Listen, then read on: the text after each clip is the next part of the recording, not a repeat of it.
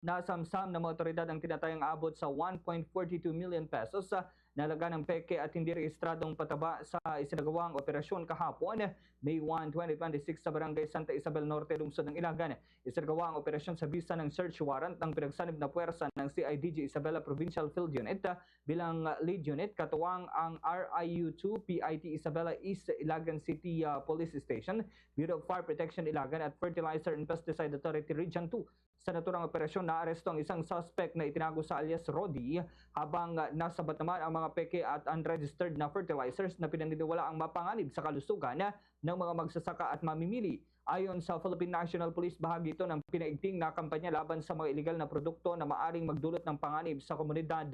Sinabi naman ni CIDG Region 2 Regional Chief Police Colonel Rodrigo Bunagan Soriano na magpapatuloy ang kanilang suporta sa mga hakbang para sa pagtiyak ng kaligtasan at kaayusan sa komunidad kasunod ng direktiba ng pamunuan ng PNP at CIDG.